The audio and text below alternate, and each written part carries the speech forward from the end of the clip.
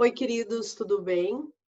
Então, estamos aqui mais uma vez para as nossas videoaulas de Química em tempos de pandemia.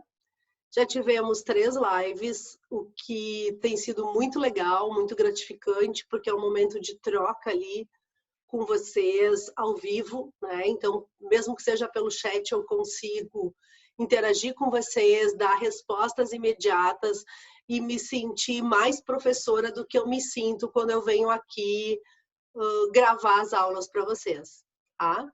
Mas hoje a gente vai dar seguimento, então, ao estudo de ligações, aprofundando as ligações iônicas, também chamadas de eletrovalentes.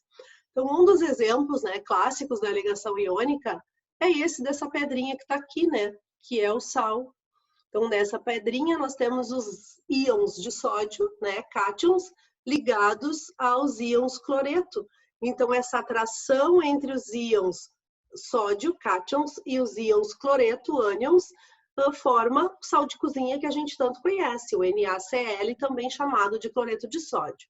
O que vale lembrar para a gente iniciar bem tranquilo a nossa aula de ligação iônica? A gente precisa lembrar que os elementos, né, os seus átomos, farão essas ligações, se unirão, se combinarão, justamente porque eles querem ficar estáveis. Eles querem ter na última camada 8 elétrons, né, que é a condição de felicidade desses átomos, né? Então, o que nós temos para a ligação iônica? A ligação iônica, pessoal, ela é uma ligação que ela vai envolver o grupo dos metais. Então, esse grupo verde aqui da tabela que a Sora colocou para vocês é o grupo que está na ligação iônica. Esse grupo dos metais, ele se liga com quem? Com os ametais, que é esse grupo amarelinho aqui. Ou esse grupo dos metais, ó, também se liga ao hidrogênio. O hidrogênio, né, ele está pintado ali de verde nessa tabela apenas pela localização dele na família 1, mas ele é um elemento que não é um metal. A gente já viu no estudo da tabela periódica que o hidrogênio ele é um elemento que não é nem metal, nem ametal, nem gás nobre, ele tem um comportamento atípico que é só dele, né? E, inclusive, um desses comportamentos é o de se ligar com metais, usando para isso a ligação iônica. Então, peguei um metal, juntei com a metal, ligação iônica, peguei um metal, juntei com hidrogênio, ligação iônica. Como é que vai acontecer essa ligação? Essa ligação ela vai acontecer por uma transferência de elétrons. Como assim, Sora? Esses elementos que são metais são eletropositivos, né? Eletropositivos são aqueles que querem perder elétrons, mandar para fora.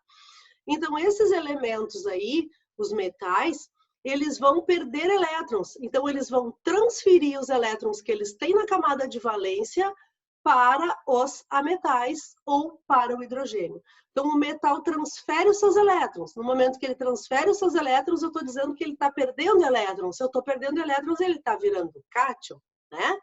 E o ametal, então, ou o hidrogênio estão ganhando esses elétrons, puxando para eles, são eletronegativos, e estarão, então, se tornando ânions, ok? Então, eu tenho metal perdendo, ametal ganhando. Um perde, um ganha, um cátion, um ânion, certo? E isso é o que vai fazer, então, os compostos iônicos ficarem fortemente unidos, né? Porque eu vou ter uma atração dessas cargas de sinais contrários, a positiva e a negativa. Então, para a gente relembrar e fixar bastante, ó. Os metais, então, o que eles são? Eletropositivos, eles querem perder os elétrons da camada de valência e eles vão se transformar em cátions. O que eu tenho? Ó? Elementos lá da família 1, tem um elétron na camada de valência, vão querer perder um. Elementos da família 2, tem 2 elétrons na camada de valência, vão querer perder os 2. E o da família 3, né, tem 3 elétrons na camada de valência, vai querer perder os 3, tá? Nessas ligações, esses elementos, então, vão aparecer combinados com os ametais. E aí, o que eu vou ter? Ó? Se ele tiver na família 14, ele tem 4 elétrons na camada de valência, ele, como ametal, vai precisar ganhar mais 4 para fechar os 8. Então, para os ametais, ó, família 14, 15, 16, 17, em função da eletronegatividade, eles vão ganhar elétrons até completar a camada de valência com 8. Né? Na outra ligação que eles fazem, que é a ligação covalente, eles vão poder, então, compartilhar esses elétrons. Mas aqui na iônica eles vão querer ganhar. Então, pensem lá comigo. Se ele tem 4 na camada de valência, ele ganha 4 e fecha os outros. Os 8 que ele quer. Se ele tem 5 na camada de valência, ele ganha 13 e fecha os 8. Se ele tem 6 na camada de valência, 6, ele ganha 2 e fecha os 8. E se ele tiver 7 na camada de valência, ele ganha 1 e fecha os 8. E assim ele vai se tornando, então, um ânion, ok? Então, isso é bem importante, pessoal. O metal perde os elétrons da camada de valência. Então, ele perde 1, 2, 3. Vai ficar mais 1, mais 2 ou mais 3. E o ametal faz o quê? Ganha para completar 8. Então, ele pode ficar menos 1, menos 2, menos 3, menos 4. Vai depender de quantos elétrons ele ganhar aqui nessa ligação, tá? Na ligação iônica, então, como é que eu represento a ligação? Eu represento, primeiramente, através dos elétrons de valência. E para fazer essa representação, eu tenho sempre que fazer a relação do átomo, né, desse elemento e da família onde ele está. Então, a primeira ligação que a senhora vai fazer com vocês é a ligação entre o sódio e o cloro, tá? O que eu preciso, então? Primeiro, eu preciso lá na tabela periódica ver a família do sódio. O sódio está na família 1. Se ele está na família 1, ele tem um elétron na camada de valência. E ali eu escrevi esse elétron, ó, 1. Tá? Fiz uma cruzinha. Então, pode ser uma cruzinha, uma bolinha, um xizinho. A representação que vocês quiserem usar. Mas do lado do símbolo do elemento, então, a senhora representou o total de elétrons que ele tem. Tem 1. Ele vai ser ligado com quem? Com o cloro. Qual é a família que está o cloro? 17. O que eu faço, então? 1, 2, 3, 4, 5, 6, 7 elétrons. Completo o cloro com 7 bolinhas, ou xizinhos, ou cruzinhas, indicando o número de elétrons que o cloro tem na camada de valência por estar na família 17. Então, eu tenho um elétron, família 1, metal, sódio, 7 elétrons, família 17, ametal, cloro. Se eu estou entendendo tudo de ligação iônica, o que eu tenho, pessoal? Um elétron para perder, que é a camada de valência desse sódio, e o cloro precisando ganhar esse elétron para fechar 8. Então, é a ligação barbadinha, ó. Esse um elétron que está aqui é transferido, então, ó, transferido para o cloro, tá? E essa representação que mostra os elétrons da última camada é a representação que a gente chama de eletrônica ou de Lewis, tá? Eletrônica ou Lewis. Mostro os elétrons da última camada. Dando sequência, pessoal, o que eu sei, ó? Que o sódio perdeu um, virou um cátion, mais 1. O cloro ganhou 1, virou um ânion, menos 1. Então, o sódio perdeu 1, o cloro ganhou 1. Perdeu 1, ganhou 1. Perdeu 1, ganhou 1. É? Qual é a fórmula do cloreto de sódio, então? Olha ali. A carga positiva é esquecido o sinal, cruza o valor, 1. A carga negativa é esquecido o sinal, cruza o valor, 1. Então, a fórmula do cloreto de sódio nada mais é do que NaCl, ó. Esse 1 veio para cá, a química não escreve, né? E esse 1 veio para cá, a química não escreve. Então, NaCl é o cloreto de sódio, nosso sal de cozinha, formado na interação entre os íons sódio e cloreto. Beleza?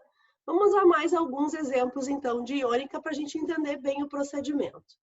Olha aí, ó. Ligação entre magnésio e flúor. O que eu vou fazer? Tabela periódica. Onde está o magnésio? O magnésio está na família 2. Família 2, 2 elétrons para ele. Coloquei os 2 elétrons na camada de valência dele, eu já sei que ele quer perder. Se eu já sei que ele quer perder, eu já posso escrever o cátion dele aqui, ó, Mg mais 2. Tem 2 elétrons na camada de valência, perderá esses 2. E escrevi o flúor ali, ó. O flúor está na família 17. Na família 17, ele tem 7 elétrons na camada de valência, e tendo 7 elétrons na camada de valência, eu vou pintar, então, a volta dele com 7 cruzinhas, certo? O que eu sei, então? Se ele tem 7, ele quer ganhar 1. Olha lá, ó. Ganhou 1. Perdeu 2, ganhou 1. Bom, aí esse magnésio faz o quê? Doa 1 elétron para o meu flúor, tá? Nesse momento, eu teria o magnésio perdendo 1 e o flúor ganhando 1. O flúor já estaria completo, mas o magnésio não. O magnésio ainda teria mais 1 para perder. Então, por isso a necessidade de pegar um outro átomo de flúor, completar os 7 elétrons da sua camada de valência, para poder, então, transferir este elétron aqui do magnésio para ele, tá? Então, essa ligação, como o magnésio quer perder 2 e cada flúor quer ganhar 1, eu preciso de 2 flúores para deixar o magnésio feliz. Olha lá, ó. O 2 correu aqui, o 1 correu aqui. MgF2. É o nosso fluoreto de magnésio, tá? Então, vejam bem nessa ligação, ó. Se ele tem 2 para perder, ele tem que perder os 2. Se ele tem 3 para perder, ele tem que perder os 3. Se o outro queria só 1, eu vou pegando mais átomos até conseguir deixar todos eles estáveis, né? Que é atingir o octeto. A regra dos 8 para ficar feliz, que nem um gás nobre, tá? Vamos a mais um exemplo. Ligação entre alumínio e oxigênio. O alumínio está lá na família 13. Na família 13, ele tem 1, 2, 3 elétrons. Eu começaria escrevendo só aquilo ali. O oxigênio está na família 16. E lá ele tem, ó, 6 elétrons. 1, 2, 3, 4, 5, 6. O que eu já estou sabendo, né? Que esse alumínio precisaria ganhar, ou melhor, esse alumínio precisaria perder esses 3 e o oxigênio precisa ganhar 2. Tem que perder todos da camada de valência, tem que ganhar o que falta para 8. Se ele já estava com 6, ele tem capacidade de ganhar 2. Então, ó, transferir 1, transferir 2. Nessa hora, esse aqui estaria bem faceiro, mas esse aqui ainda teria esse elétron aqui para perder. Faria o quê? Escreveria outro oxigênio com 1, 2, 3, 4, 5, 6. Escrevi esse oxigênio com 6, ele volta a precisar de 2. Esse alumínio aqui, ó, tinha 1 ainda disponível. Transferi para ele. Transferi para ele. Bom, esse aqui já ganhou 2, esse aqui já perdeu 3, mas esse coitado aqui ganhou só 1. Como ele ganhou só 1, ele precisa ganhar 2. Me faria, então, precisar escrever mais um alumínio. E o alumínio com a sua camada de valência com 3 elétrons. Coloquei ali o alumínio com 1, 2, 3. Vou fazer o quê? Transferir um desses elétrons para o oxigênio. Então, ali, ó, meu segundo oxigênio também já recebeu os 2 elétrons que ele precisava. Porém, o meu alumínio ainda teria esses 2 aqui para perder, me obrigando a trazer mais um oxigênio para essa conversa. Trouxe mais um oxigênio para essa conversa, o meu alumínio, então, perde mais 1, perde mais 2, né? E aí eu consigo, então, fazer todos os átomos dessa ligação estarem com 8, ó. Alumínio tinha 3, 2 foram para cá, 1 veio para cá. Esse outro alumínio tinha 3, 1 veio para cá, os outros 2 vieram para cá, né? E cada oxigênio, então, com os 2 chegando o que ele precisava. E aí, o que eu sei, ó? Cada alumínio perdeu 3, olha ali, ó. Perdeu 3, mais 3.